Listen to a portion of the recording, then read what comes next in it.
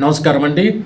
నా పేరు doctor RMP Shetty. జ్యోతిష్ శాస్త్ర విధానంలో గత కొన్ని సంవత్సరాలుగా అనేక విషయాలు తెలుపుతున్నాను. మీరు చూస్తున్నారు, అనుసరిస్తున్నారు, లాభపడ్డారు కూడా.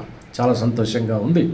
అయితే ఇప్పుడు నేను చెప్పేటువంటి ముఖ్యమైనటువంటి ఒక విశేషం ఏమిటంటే, మరి ధనస్సు రాశి వారికి మార్చి మాసం 2024 సంవత్సరంలో మాస ఫలితం ఎలాగుంటుందో వివరిస్తున్నాను. జాగ్రత్తగా ఉండండి.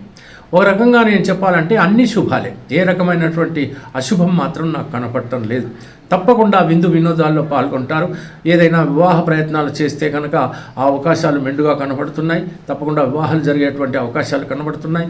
ఏదైనా విదేశాలకు వెళ్ళాలి అని అనుకుంటే ఆ రకంగా కూడా మీకు లాభకరంగా ఉండేటువంటి పరిస్థితి ఏర్పడబోతోంది.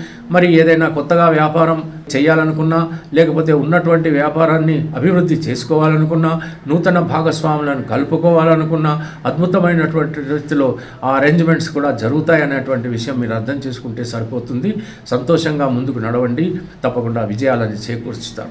ఇకపోతే మరో విషయం ఏమిటనంటే, ఎవరైనా కొత్తవారు పరిచయం అయినప్పుడు కొంచెం పరిశోధించి ఎవరు వీళ్ళు ఎంత, ఎందుకంటే రాబోయే కాలంలో మీకు ఇబ్బందికరంగా ఉండదు కాబట్టి కొంచెం జాగ్రత్తగా ఉండండి. వెన్నుపోటుదారులు మాత్రం మీ ఎంబటే ఉన్నారనేటువంటి విషయం దయచేసి అర్థం చేసుకోండి.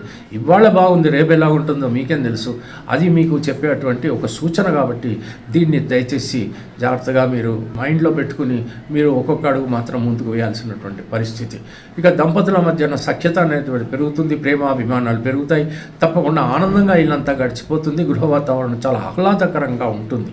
పెద్దలు ఆశీర్వదిస్తారు. పిల్లలు వాళ్ళ చదువులు వాళ్ళు చదువుకుంటారు. మిమ్మల్ని ఏ రకంగానూ విసిగించారు. దూర ప్రయాణాలు చేసేటువంటి అవకాశాలు ఉన్నాయి. పుణ్యక్షేత్ర సందర్శనం చేసేటువంటి అవకాశాలు ఉన్నాయి. భక్తి శ్రద్ధలు కూడా బాగానే పెరుగుతాయి. తప్పకుండా మీరు ప్రతిరోజు కూడా సాధ్యమైనంత వరకు దక్షిణామూర్తిని అష్టోత్తరంతో శృతించండి. అద్భుతమైనటువంటిలో మీ జీవితాన్ని గడిపేటువంటి అవకాశం ఈ మాసం అంతా ఉంటుంది అని నేను గట్టిగా చెప్పగలను. తెలిసింది కదా. సెలవు మరి. ఉంటాను. నమస్కారం.